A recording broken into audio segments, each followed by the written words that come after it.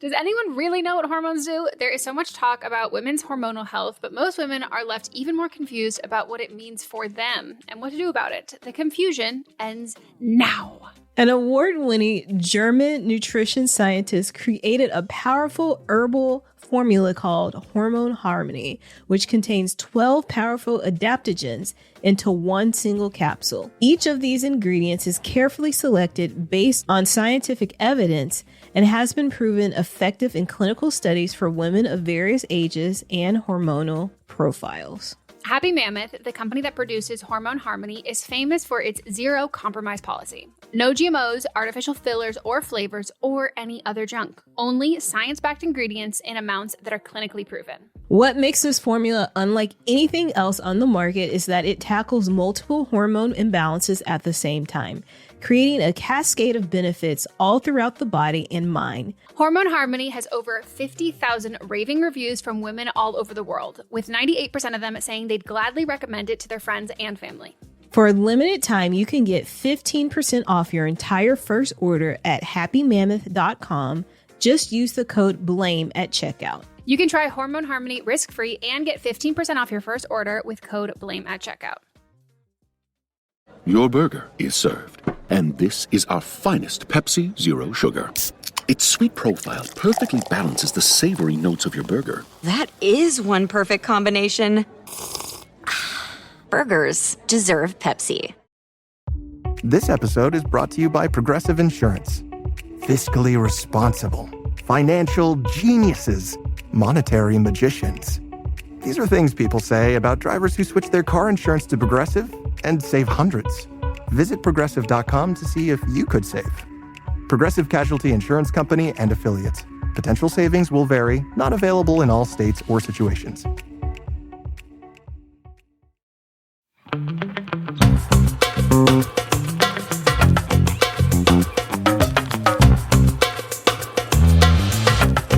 I was just, I hit record, I inadvertently was doing my Anthony Mackie impersonation because it just is natural to me now. But did you see the movie poster for his new film? No, but also I think yes, but it's not coming to my mind. Okay, hold on. Give me 2 seconds. Or isn't it a TV show? I don't know. But him Maybe and, I just watched the trailer. Him and Rosa Diaz? Mm-hmm. Oh. Well, that's Rosa Diaz. They're in I guess a TV show, maybe. I think it's based on a video game. It's season 2. Yeah, it's based on a video game. Season 2. Didn't know there was a season 1 on this show. But the two smirkiest people you know. Stop. Stop. And then they said, who can be smirkier? A killer clown at the bottom. That's so funny. That is so funny. They need to get the third smirkiest person in there. George W. Bush. That man loves a little smirk. He does. His is more mischievous. Yeah. Well, Anthony's is a little... Anthony's to me is like he's hiding a secret. Yes. And well, then so is George Bush. George is more like, I'm up to no good. Oh, he said, the secret is the bombs. And he goes, I dropped them.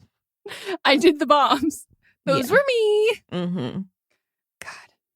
God. Anyway, this is Don't Blame Me, a call-in advice show where you can get this, call in. Nobody does it anymore. Because we made it easier. Yeah, our voicemail for the phone number is full of spam now. I don't know if since people aren't calling, it's just spam. I didn't know you could spam a Google Voice number. I mean, it's a phone number. It's out there. Anybody, and we have it listed on a website. So anybody doing any type of search, they're going to get the number. So that exists. We also have a Google form where you can put a voice memo or you can write in, keep it. You do this. I don't know why. I don't know why you just started doing this. Yeah. Started taking my job. I don't have many of those. You can call in, leave us a voicemail at 310-694-0976. Fill our voicemail with not spam. And you can also email us at meghanpodcast@gmail.com or fill out the Google form. You can type it up there the same way with the form as well as the email. You can write it up, keep it under 300 words, or you can record a voice memo and attach it to each of those things. For the voice recording and voice memo, you have to keep it under 3 minutes. For all of them, you have to be 18 or over. If you're 18, you better be calling in about, like, what should I wear to graduation? Like, please don't call in at 18 being like, how do I drink alcohol underage? Don't. Don't. Because we never did. Didn't at all. Remember that time? I was a virgin. Remember that time when I actually was at 18. Oh, Remember that time me when, too. No, you weren't. Remember that time when somebody, I don't remember if they called into the podcast or I think they wrote into the Facebook maybe about how to sneak weed on an airplane. It was a Facebook group. Yeah. And people started responding, trying to help. And then one person was like, and I think tagged us. And they were like, just want to, because like we were on a tight ship over there. And they were like, just want to like, don't. And I was like, when was the last time you walked in? No, by the way, that's a tight ship. We haven't let anybody new in. That's still a tight ship. Also, we ran a tight ship so it could be self-governing. Mm-hmm. And it is. And yeah, they like tagged us and we were like, yeah, no, illegal, wholeheartedly illegal. And like, this is attached to your name, your picture, the school you This go is a federal crime. This is a federal crime that you're documenting on Facebook. Yeah. Delete. Facebook. Yeah. I think we blocked them. Sorry. We had to protect ourselves. Sometimes you have to. Yeah. We're helping you. Yeah. So yeah, I will always remember. I think one of Mary's favorites is when like someone calls in and they're like 18 and they're trying to like talk about like where to have sex with their boyfriend, and we were just like no, and we just move on. Mary's like still my favorite because I forgot that we even included that we like it was a little funny where we didn't realize when we had put it down that it wasn't, but we kept it in. Mm-hmm. So yeah. Anyways, for all of those things, tell us the problem that you're having and be specific. I know that you might listen to us in your car every day, on your commute, when you're cooking dinner, and you feel like, oh my God, they know me as well as I know them. Unless you're in our Patreon group, we don't. So give us the lowdown, start from the beginning, and, format it like an essay. Give us your thesis, give us your like 2-3 examples for us to understand. Specific examples. Yeah. And tell us what you want advice on, and we will do our very best. It can be toxic advice. It can be productive advice. We usually try to give you both, at least, if toxic advice applies. We want to help you out. Like, we're not trying to be sarcastic. Yeah. Here to help. All right. Shall we get into the first one? I think we shall. Hi, Meghan and Melisa. You spell my name wrong. One S. For context, I am she, her 31. One of my closest friends, she, her 32, has decided to host her birthday at an amusement park in the middle of August. Originally, she was thinking a dinner, so this has caught me off guard. I am also immediately nervous, as the usual level of thrill I can usually handle is Disneyland, and even then, I can't do Space Mountain. The park she's chosen is a big thrill park. I don't really do roller coasters. I can't really do the heat sun for extended periods. I'm finishing getting a big tattoo the weekend prior, so being outside and sweaty isn't an ideal environment. I really don't want to disappoint my friend, but I would spend most of the day waiting for everyone to get in and out of lines. Holding everyone's bags, an important role, but not necessarily one I'd like to take on in these conditions. How do y'all suggest I break the news to her? Am I a shitty friend for not going? I don't know why this is here, but I love it. It says whole assin, not half assin, and then a peach emoji. I have no idea why that's there either, but I love it. I love that. Whole assin. I'm going to start saying that. I'm going to whole assin. If that's your email signature, congratulations. Oh my God, I was going to say, the best if email that's a reference ever. To something, let me know what that is. Yeah, because this was an email. I'm also not I like to go to amusement parks to go on small rides, enjoy like the festivities around, as in like if I ran into the evil queen, it would make my day. Also eat.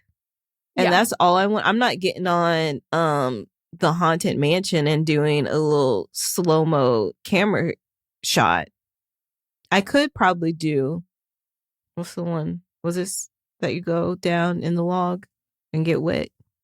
Oh, Tiana's Ride. No. Oh yeah, it changed. Yeah. Sorry. Yeah. I could do that, but that's as high as I'm going in the sky. Okay, by the way, that's actually quite high. And like, I'm in general afraid of my short friends doing that, right? It's just one dip and then you're done. True.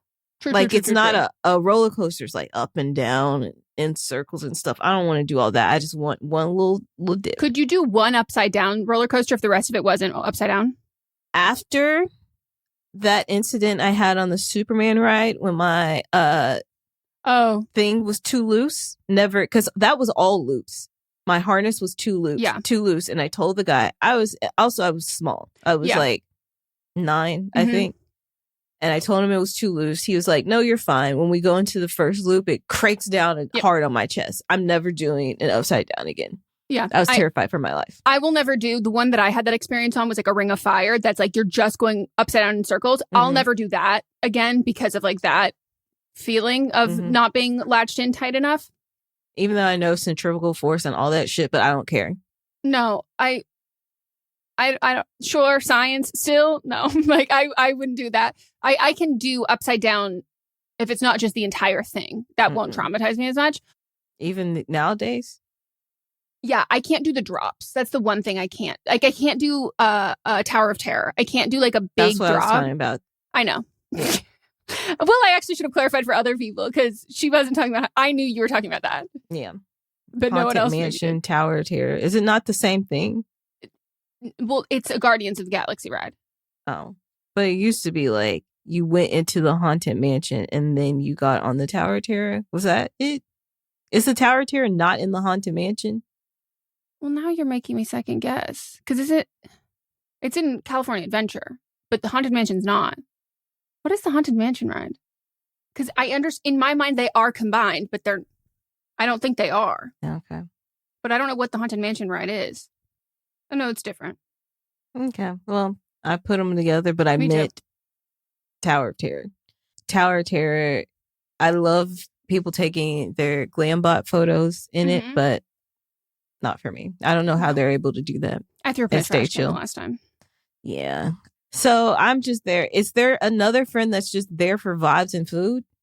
Okay, but here's my question. I need to know where you live. Because like as someone with an August birthday, I'm like very fucking cognizant that there are things that like we cannot do in August because like it's too fucking hot and or it's summer break and it's too fucking crowded. Like I understand that wholeheartedly. Like, so like I'm someone who like Disneyland truly is my perfect birthday. Like I love Disneyland. We live so close. Like it would be perfect. Like Disneyland typically is like a very accommodating place. So like there's lots of places to sit if you don't want to go on a certain ride. There's like lots of rides of all ages. And there's also like Melissa, a lot of other things to fucking do that like are still just as fun that are not the rides. So like there's just a lot, but I don't really go to Disneyland. I used to go to Disneyland on my birthday, but like I haven't been Disneyland on my birthday in years because like global warming, it has gotten far too fucking hot. So for me, and Mats and I have even talked about, he was like, well, do you want to do it this year? Like, maybe we just go for the nighttime on your birthday. And like, for me, anytime that I was doing Disneyland for my birthday, I never expected everybody to want to go because it's August. It's fucking August. Like, and I think in general, having a summer birthday means like, you are quite used to people not being able to make it for your birthday. Like you're used to as a kid, people on vacation doing like X, Y, and Z, whatever. And that can be like, you know, hold a little bit of childhood trauma once you get into adulthood. But if you want everybody to be there, then you have to be accommodating for that. Like when I've like wanted everyone to be there, I'm like, okay, we're renting a house here. Can everyone go? This is how much we can all pay, whatever, X, Y, and Z. But if it's like, anytime I've done Disneyland, I've done something else in addition with the people who don't want to go. Like, I have a friend who's got a bad back. Someone who just is like, yeah, I can't really do lines. Friends with, you know, health stuff. Like, do lines. I have friends who can do lines. and if they did a line at Disneyland, I would say, get the fuck out of here. Walt would be so disappointed. Actually, I feel like Walt would love Coke. He also isn't Nazi, racist and anti-Semitic. Like, fuck him. No, and which is why I think he would love cocaine. Yeah. Yeah. So like to me, this is like, you're not letting down your friend. Like this, trying to like go out of your way to like accommodate all of these things. In general, I think when you do like a big thrill amusement park, that's like for 1 and 2 friends that you know that would love that. There's no way you can expect everyone to go. And like, and again, unless it's Disney and you love Disney, I don't think you should expect a friend to go who's like gonna hold the bags, watch your shit. Like that to me is like not it. I don't think that's important either. You should be You shouldn't depend on somebody else to hold your bag. No, like a DD situation where I'm like, call an Uber. Like this, like having someone who has a role that is fundamentally different than everybody else's role there and it's parenting you, like, no. So to me, I don't think you even need to feel bad. And I think if you phrase this in a way of being like, hey, I'm like really sorry, I think it can validate a not valid feeling if that's how they feel of being like, oh, like, you know, like sounds so fun. I'm not a big roller coaster person, but like, please send me all the pics. Like, do you want to do dinner this night? Or like, would you all want to meet up for dinner afterwards? Or do you want to do a dinner, you and me, and suggest a day like that later that week? Agree. That's what I was going to say, is to have an alternate plan that you two can just do together. But like the heat and your tattoo, those are two things that you can't be outside in the sun for anyway. So or long lines. Yeah. So even if it was cold, you don't like roller coasters. Right. So like, it's just like, to me, I think some people feel like an obligation to go attend an event when someone invites them. For me, I prefer to be invited knowing I'm not going to be able to go or knowing I'm not going to go. And so I don't want to, I do the same thing for other people, but I don't want anyone to ever feel like I'm expecting them to go. But a good friend also says, hey, this is what I want to do for my birthday. Because, you know, it's my birthday. It's my day. So I'd get to do what I want. But like, I understand if you don't want to come. Well, yeah, it's like skydiving on your birthday and then being like, you don't want to come? No, I don't. Also, I want to know what amusement park this is. Do you think it's a Six Flags? Yeah. I'm sorry, spending your birthday at Six Flags. Some Six Flags are really nice, though. Oh, okay. Then I take it back. Super nice. Our Six Flags are not. No, the Six Flags, after I saw the Six Flags here, and I was like... No, our Six Flags are scary. The one that I used to go to, like, the one I went to with the Superman. Oh, okay. That was a Six Flags, but like Six Flags over, I think it's called like Astro Park, the one in Houston. And then there's one in Kansas City, and then one in Pennsylvania, I believe. But like we used to go to like all of those. And they nice. Were fun and they were nice. Yeah. Yeah. I think because we have Disneyland, they like make our Six Flags not as scary. nice. It's like, it legit looks like a ghost town. No, it's like county fair vibes. Yeah. Like it's like it does not feel secure. Everything feels very rickety and like it's just, and it's like nearly empty. It's feeling very spooky ooky. And like I will say, even the one in Northern California is pretty similar. At least it was when I went as a kid. With Six Flags also is that they kind of just started buying up, like there was like the Six Flags as the mainstay, but then they started just buying up other amusement parks that were going out of business and putting the Six Flags name on it. So it messed things up. Is Six Flags also Waterworld, or did they just buy Waterworld? I think they bought it, but it is this, they're usually right next door to each other. All right, we're going to take a break, and when we get back, we'll get into the next one.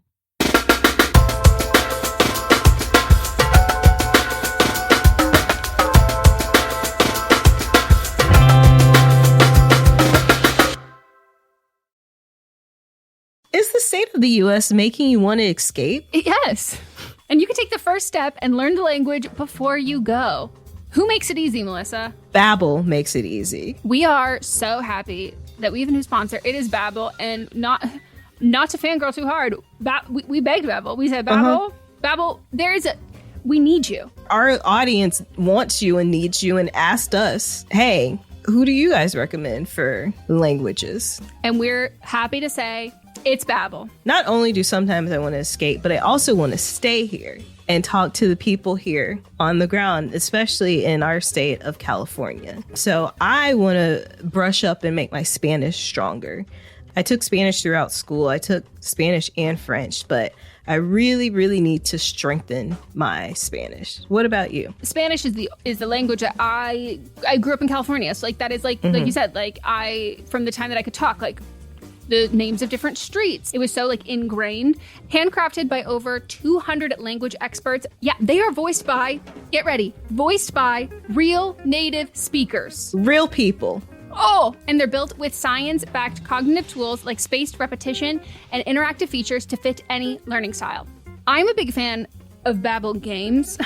This girl loves a game. We both love games. And like the sentence building stuff. So having it be in like a game format makes me feel, it doesn't make me feel like I'm learning. It doesn't make me feel like I'm being scolded in school. I'm just like learning something new, but I'm mostly playing a game. We want you to learn another language, so we're teaming up with Babbel to give you 55% off subscriptions, but only for our listeners at babbel.com/don'tblameme. Get up to 55% off at babbel.com/don'tblameme, spelled BABBEL.com/don'tblameme. Babbel.com/don'tblameme. Rules and restrictions may apply. It can be overwhelming to manage a business, especially when you're first starting out. Your to-do list just keeps growing every day with new tasks, and that list can easily begin to overrun your life. Finding the right tool not only helps you out, but can simplify problems you haven't even encountered yet. And for millions of businesses, that tool is Shopify. Shopify is the commerce platform behind millions of businesses around the world, and 10% of all e-commerce in the US, from household names like Mattel and Gymshark to brands just getting started. With hundreds of ready-to-use templates, Shopify can help you easily build a beautiful online store to match your brand style. And best yet, Shopify is your commerce expert with world-class expertise in everything from managing inventory to international shipping to processing returns and beyond. If you're ready to sell, you're ready for Shopify. Turn your big business idea into with Shopify on your side. Sign up for your $1 per month trial and start selling today at shopify.com/realm. Go to shopify.com/realm. Shopify.com/realm.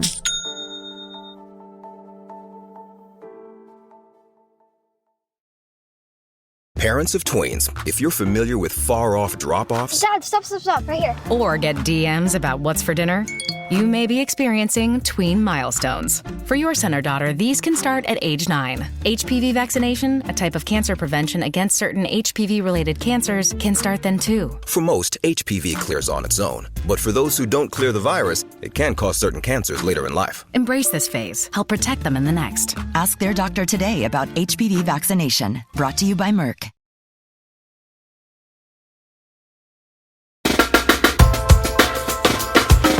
We're back. It is time for the next. This person is 26, she, her. Hi, guys. Long time listener, first time writer. I just started a new job working admin in a retail store. I'm feeling insecure about assimilating socially. I'm neurodivergent, ADHD as far as I know, and I've always been a pretty quote unquote quiet person, as I don't speak unless I have something to say. I've never felt insecure about it until middle school, where I suddenly became insecure to the point where I developed crippling social anxiety. It got better with time externally, but internally, I still am that little girl worrying that everyone thinks I'm weird or doesn't like me or is waiting for me to say something more interesting or funny. All of these mental constraints have held me back from getting to know people.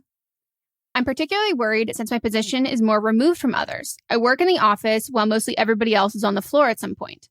I have less of an opportunity to get to know people, quote unquote, organically by working alongside them. It's weird because I feel like I've been put in the perfect circumstance, like intentionally hanging out with someone one-on-one.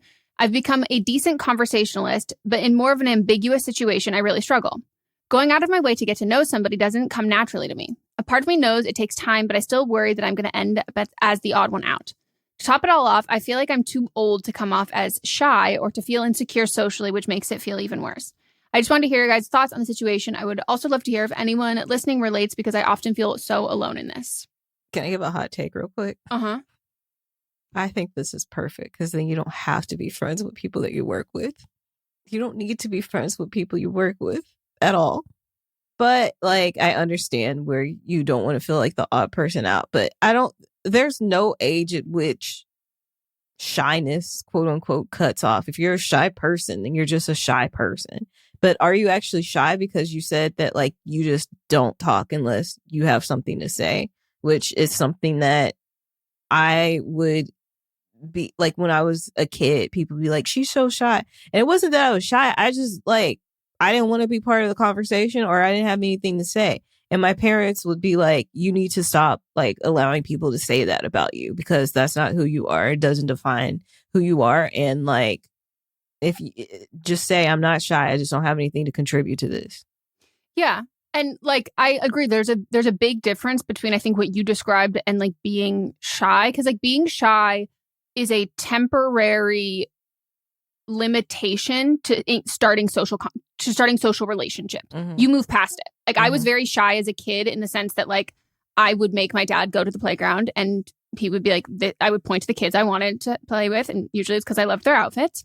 And I would point to them. My dad would be like, this is Meghan. And then I'd be like, okay, you can leave now. Yeah. And like, it was I was uncomfortable with that. And then once I got past that point, like I was totally fine. What you're describing is like you've diagnosed social anxiety. Like that is what you are describing. You're overthinking not just like your initial conversations with people, but like all of the other ones.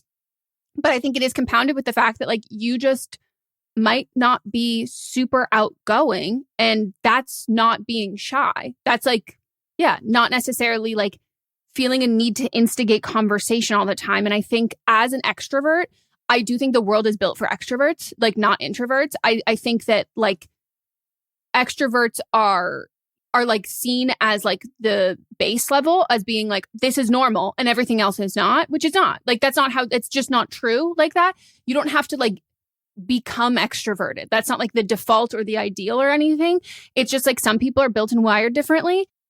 And I will say, as an extrovert, I was very good at collecting introverts. Like you can make people who are extroverted, don't just make friends with people who are extroverted. Like we all have interacted or know somebody in our friends, family, life who is a little bit like more socially reserved. And unless you are deeply insecure, not you, the extroverted person, deeply insecure, you're not going to take that as like, oh, this person is like making fun. This person is whatever. It's going to be like, oh, this person's like brand new here. Like, let me reach out. Let me like get to know them. Let me help them get out of their shell. And like, we're all as adults, like we're all very used to people of different personality types and like how they go about social situations. And I think this idea of like getting out of your shell as opposed to being like, yeah, you're 26. This is like who you are. Like, this is like, you might not always have something to say, but like you want to participate, you want to be involved in the conversation. You're more of like a listener. And like those people have exact same amount of value as outgoing, loud, very like boisterous, big personality people. And I want to say big personality in bigger groups of people versus like feeling more comfortable being in smaller social settings. I think this job, like Melissa said, like is kind of perfect. Like in the sense that like you don't really, I think you feeling like you have to go out of your way to like make friends with people. It's putting a burden on yourself that like you can also be receptive to other people wanting to make friends with you. And also you can be a separation of church and state. It doesn't have to be friendships there. Yeah, it can just be like a hi, hello, my name is, how are you doing today? Like small talk type of things. You don't have to go deeper than where y'all are like besties hanging out on the weekend. But I think going out of your way to like get to know somebody, if you're doing that out of obligation, it's always going to feel clunky. And I think like there are sometimes people you just hit it off with and like that's amazing and great. I think other social situations, putting yourself out there is important and necessary. I don't think it's important and necessary in a workplace because like I don't think that those friendships are, it's not solely about making friends. You also have a job to do there and it can get kind of messy. So I think like putting yourself out there and like making new friends, it needs to be based on people that you want to be friends with and not just because you work together. There's got to be something else there, which is why you can like view other people and feel like they're like engaging in a social dynamic like perfectly or like, oh my God, they just hit it off. There's like a commonality there. There's like something there. And I think if you see that, it's going to feel a little bit more like nerve-wracking and exciting versus like, what do I talk about? How do I bring this up? How do I do this? But I would also encourage anyone else to write in who has similar feelings to this because I will say that this is not, I am not an introvert. I am an extrovert who also has social anxiety. So I don't know how applicable how I feel is, but I would also ask if you are,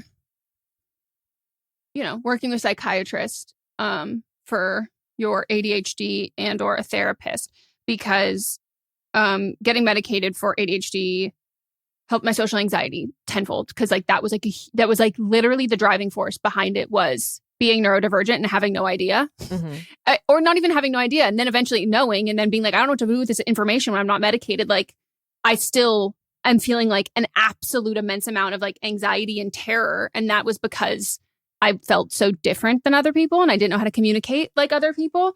And so I think like if that's something that is helpful for you, whether that's medication or like therapy or anything like that, but like they're so intertwined, at least in my case. Yeah. All right, we're going to take a break. When we get back, we'll get into the next one.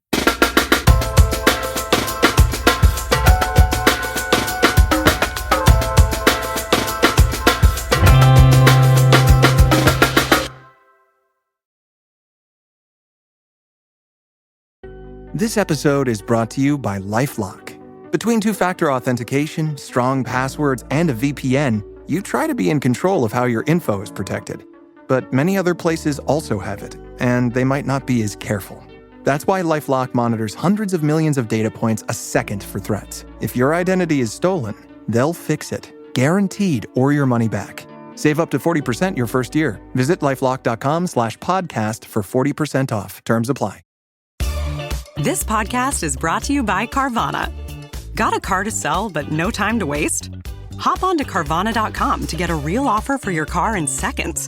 All you have to do is enter your license plate, answer a few quick questions, and if you accept the offer, Carvana will pay you as soon as you hand the keys over. They even offer same-day pickup in many cities. Save your time, score some cash, and sell your car the convenient way to Carvana. Pickup times vary. Fees may apply. Choice Hotels get you more for your money so you can maximize any road trip. Like with the road trippers we see here in their natural habitat, the breakfast area at a Comfort Inn. Here's a dad teaching his son how to make waffles. Fluffy, golden waffles. There's a mom making sure her daughter eats some fruit to avoid the "I'm hungry" from the back seat. And a sibling standoff over the last muffin. This is the cycle of vacation maximizationing in all its glory. Check into more. Book direct at choicehotels.com.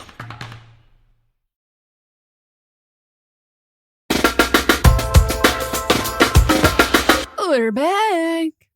And we've got a voicemail. Hi, Meghan and Melisa. I need some advice on how to handle men staring at me every time I leave the house. I'm a 23-year-old woman, and I love wearing fun, colorful crop tops in the summer.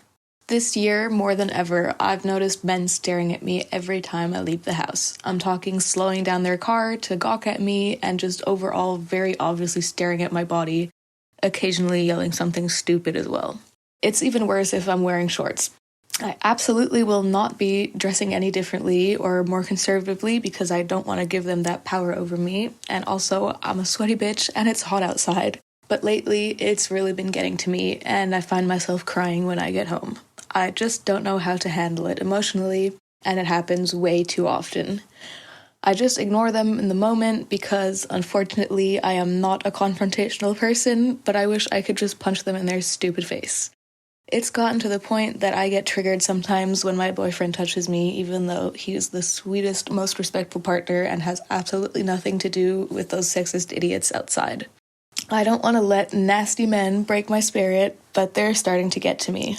I feel like men are feeling safer to be sexist in public than they were a few years ago because of the political climate.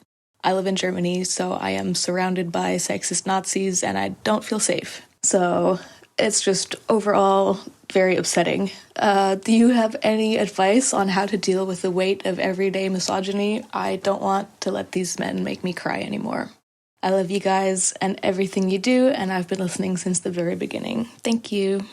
I will be honest with you, I don't know how to tell you to not let, the threat of violence or being objectified from men not get to you. Because, the point is for it to get to you. Mm-hmm. And, it gets to the point where we get older and we don't get that negative, violent attention from men. And then it makes psychologically, then we feel less than and we don't feel pretty anymore. We don't feel worthy. The whole thing is designed to make you feel uneasy the entire time from when it starts to when it ends. Yeah. And I feel like most women, and I'd say even girls, this starts pretty young, early for us. I feel like because I developed pretty early before most girls my age, and I'm just kind of used to it. I dress however I want when I go out. I don't care what a man says. It just and I hate to say this, but it just is part of being a woman. Mm-hmm. It's and a system. It's just kind of I'm used to it. I ignore it and I don't let it get to me at all. Yeah. I think phrasing it as like, I don't want to change what I'm wearing because I don't want them to win. They're winning. Yeah. I'm wearing what I want to wear. Period. Yeah. But like the men are always winning. The men are always winning. The men are always winning. And like, you're not letting them win. They're just taking it. Mm-hmm. So like, there is nothing that you could do that is like, well, I don't want to succumb to, like, it's not, you can't win. They always win. It's not a competition though, too. Like, no, because they've rigged it in their favor. Yes. Like, regardless, they win. And so I think like taking away any agency and power from that, where it's like, if you don't feel like, there are certain ways that like I dress differently depending on where I'm going, or there's certain tasks I will not do where I'm wearing a certain outfit. That is not them winning. Mm-hmm. That's not them winning at all. That's you protecting yourself. Yeah. And so I think if you can separate that from you of being like, if this is getting to you to the point where you are like sobbing and crying and like you're flinching when your boyfriend is touching you, your like fight or flight is activated. So like you don't feel safe in certain situations. And there are situations where you probably do feel safe while you are wearing whatever you are fucking wearing and how people are reacting. And then there's other ones that like make your heart, start to pick up pace, and ones where you're like, I'm feeling a little nervous here. And I say that because like I experience that. We all experience that of like, there's times where it's like, depending on the circumstance and the situation, someone slowing down their car and making a comment what I'm wearing is not threatening. And there are other times where the street is empty. Yeah. There's a reason dusk. why we carry our keys with us between our fingers. Yeah. So I think like taking it as like a stance of like, I'm going to wear whatever I want, whenever I want, as like a stick it to the man kind of a thing. I think removing that mentality and like wearing whatever you want to wear when you want to wear it, and taking away any sort of like political statement with that. So you're not feeling like on a situation where you might not feel entirely safe and comfortable wearing this, but you're like, I can't let them win. I have to do this. The men are going to do this regardless. They're going to do this regardless of what you wear, regardless of how old you are, all of this kind of stuff. Like, it is inevitable, and they always win. And you just need to protect your peace and your emotional well-being as much as you can.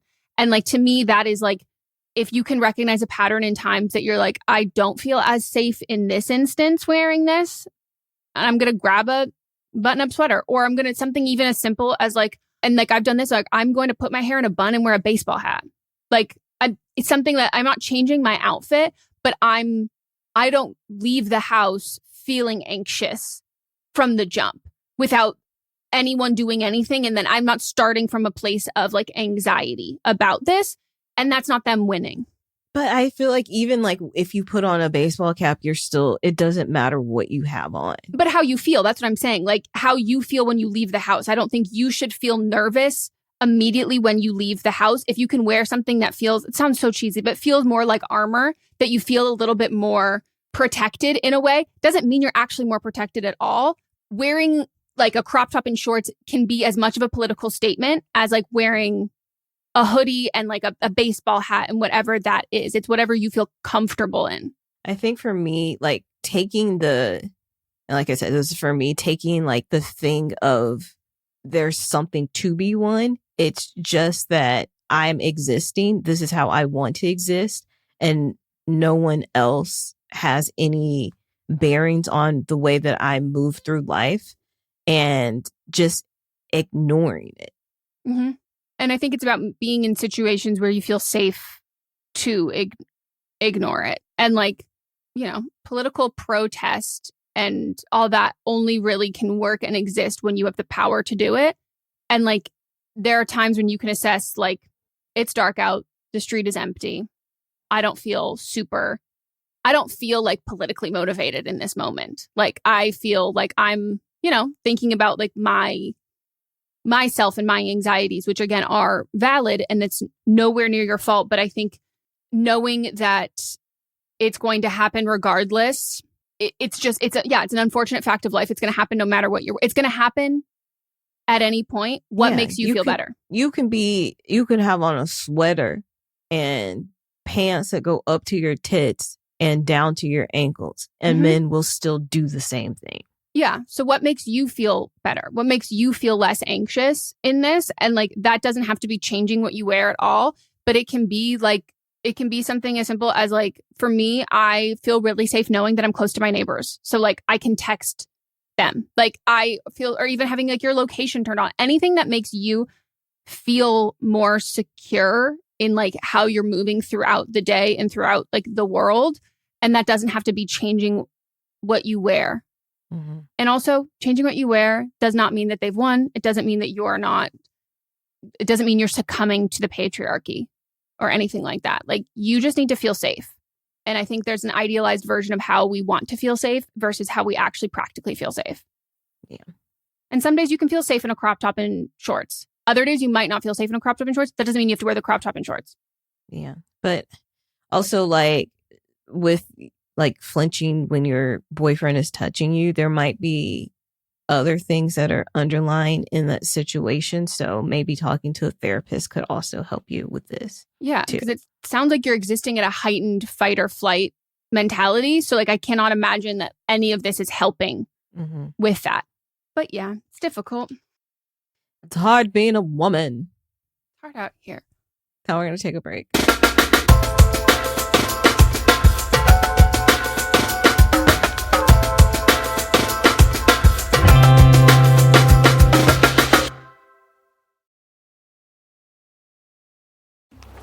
Another switchback. Wait, this isn't the top? Where's the summit? Why am I doing this? At REI Co-op, we believe there are places within ourselves Almost there. You got this. that we find only outside. Wow. This is worth it. We have the gear, inspiration, and advice to help you get there. REI Co-op. Visit rei.com. ¿Hablas español? Sprichst du Deutsch? Komm du Norsk? If you used Babbel, you would. Babbel's conversation-based techniques teaches you useful words and phrases to get you speaking quickly about the things you actually talk about in the real world, with lessons handcrafted by over 200 language experts and voiced by real native speakers. Babbel is like having a private tutor in your pocket. Start speaking with Babbel today. Get up to 55% off your Babbel subscription right now at babbel.com/Spotify. Spelled BABBEL.com/Spotify. Rules and restrictions may apply. Mic check. 1, 2. Are we recording? Hi, I'm Michelle Bernstein, an award-winning chef, restaurateur, and mom. I have a lot on my plate, including my psoriatic arthritis symptoms. That's why I was prescribed Cosentyx. It helps me move better. Cosentyx secukinumab is prescribed for people 2 years of age and older with active psoriatic arthritis. Don't use if you're allergic to Cosentyx. Before starting, get checked for tuberculosis. An increased risk of infections and lowered ability to fight them may occur, like tuberculosis or other serious bacterial, fungal, or viral infections. Some were fatal. Tell your doctor if you have an infection or symptoms like fevers, sweats, chills, muscle aches, or cough, had a vaccine or plan to, or if inflammatory bowel disease symptoms develop or worsen. Serious allergic reactions and severe eczema-like skin reactions may occur. Learn more at 1-844-COSENTYX or Cosentyx.com. Ask your rheumatologist about Cosentyx.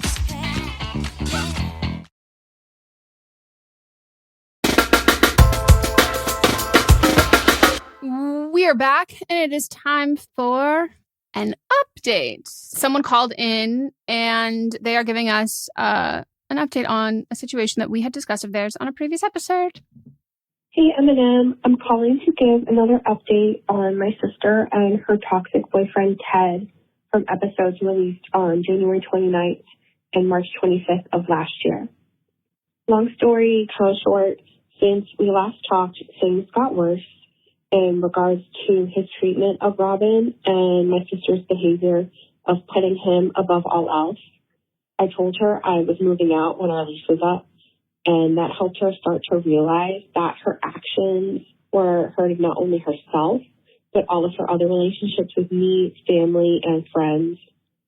And she slowly started to put herself first while he just became whiny that he wasn't the center of her world anymore. He then tried getting her to move in with him. When she said not right now, he tried to break up with her. Then the next day asked her to move in again and then tried breaking up. So the repeating behavior of trying to end it when things didn't go his way kind of cleared things up, and she started to see him for who he really is. And I'm thrilled to say that she broke up with him at the end of the summer, and she is much happier and more herself than she's been in a long time. it was just such a major relief. And honestly, I wanted to throw a party. But now that they're finally over, so many things that my sister hid during their relationship are coming out regarding his treatment of her, and it's even worse than I ever imagined. Like, I honestly believe he deserves jail time for some of the shit that he did. I'm also just kind of heartbroken that his actions tore her down so much and have really messed with her self-image and ability to be in a happy relationship. So no new guys for her at the moment, but I know that she'll heal from all of this and eventually get there and find a person that will treat her the way that she deserves to be treated. I just wanted to thank you both so much for all of your advice with this, and for those who called in to share your similar stories. It really helped. I didn't end up leaving when our lease ended, and my sister and I are in a much better place now. I'm just so glad that his manipulative, toxic ass is out of our lives. Love you guys.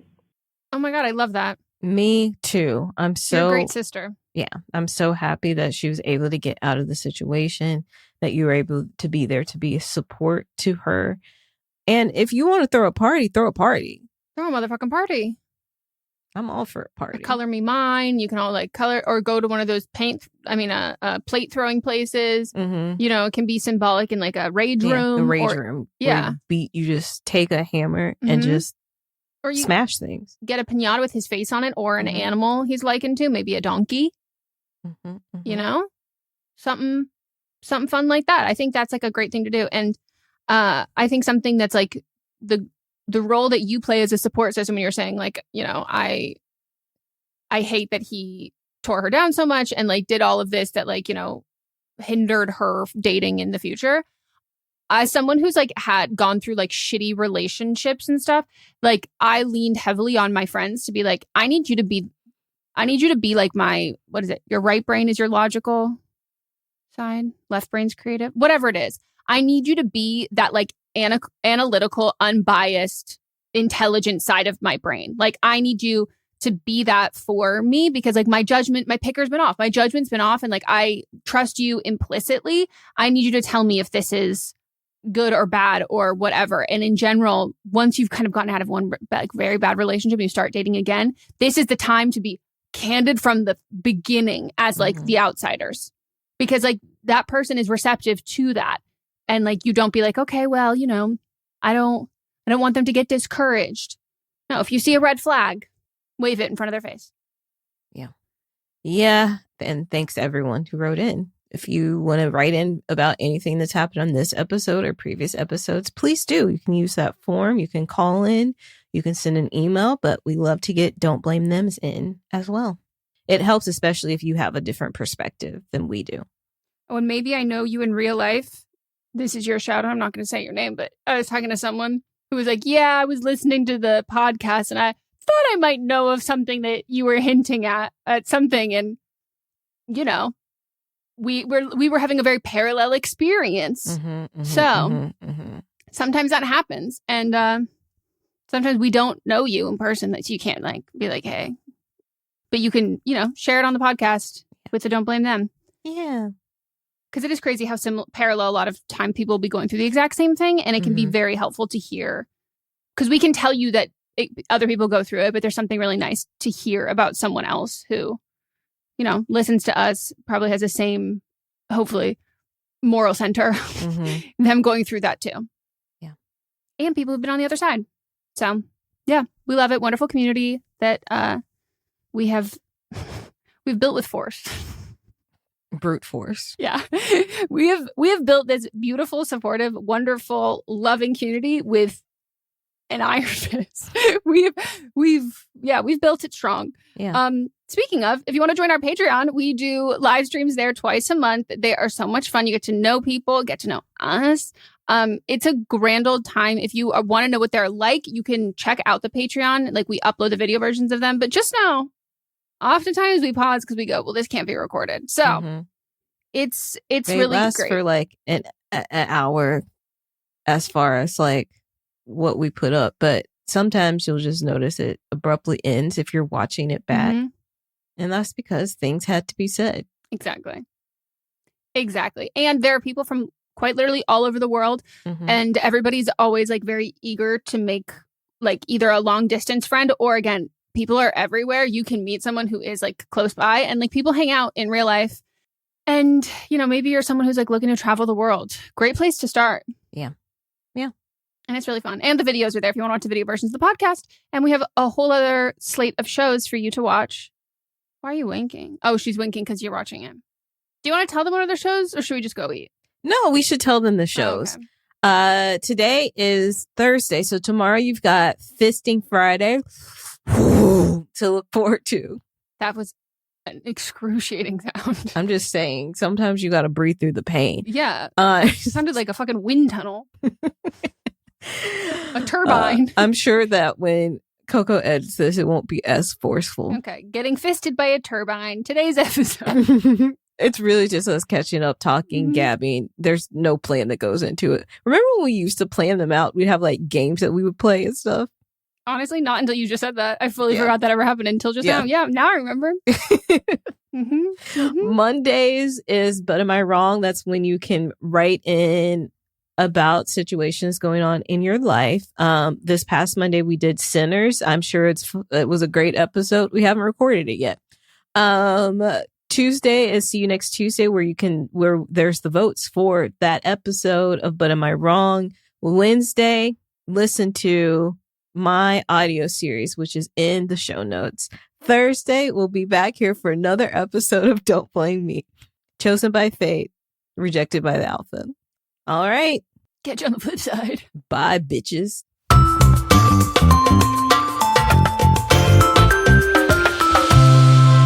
This is a Sister Sign production hosted by me, Megan Rinks. And me, Melissa D. Montz, plus Diamond Imprint Productions. Post-production by Coco Lorenz. Production assistance by Melanie D. Watson. And music by Ryan Hunter and Giacomo Picasso.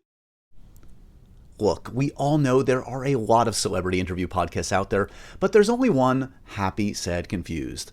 I'm Josh Horowitz, and yeah, I'm the host of the show, so I'm a little biased, but truly Happy, Sad, Confused is the place for nerdy and intimate conversations with all your favorite actors and filmmakers. From Andrew Garfield and Scarlett Johansson to Christopher Nolan and Quentin Tarantino. For over 10 years and over 700 episodes, Happy, Sad, Confused has broken movie and TV news every single week. That's because I ask all the questions I want to know, and more importantly, you want to know. Casting what-ifs, backstage stories, acting pet peeves, and much more. So whether you're into superheroes, prestige TV, or just the coolest actors and directors alive, you're going to learn something in every episode. Listen to Happy, Sad, Confused on Apple Podcasts, Spotify, or wherever you get your podcasts. Does music really have the power to heal? How can you instantly be more persuasive? What would the world be like if there were no bugs? These are the kind of topics we explore in every episode of my podcast called Something You Should Know. My name is Mike Carruthers, and what we do on Something You Should Know is we find leading experts and curate topics that will impact your life, satisfy your curiosity, or simply fascinate you, maybe all of the above. Out of all the millions of podcasts in the universe, Something You Should Know is usually ranked in the top 200 of all podcasts on Apple. A lot of people like Something You Should Know, and I'm willing to bet you will too. We deliver 3 episodes a week and have a catalog of over 1,000 shows for you to listen to. Give a listen to Something You Should Know, wherever you get your podcasts. It's ticklish business any way you look at it. Come on, we'll stick together. Love movies? Love classic movies? So do we. Ticklish Business is the podcast where classic film is discussed in modern times. Hosted by me, film journalist Kristen Lopez, and my co-host, author Emily Edwards, we dive into the golden age of cinema with fun, heart, and serious expertise. As published film historians and lifelong classic movie buffs, we bring insider insights, deep research, and lively debates with a variety of special guests, ranging from celebrities like Holly Madison to TCM luminaries Dave Karger and Eddie Muller, and even family members of old Hollywood legends. Subscribe now to Ticklish Business on your favorite podcast app, and let's talk about old Hollywood today.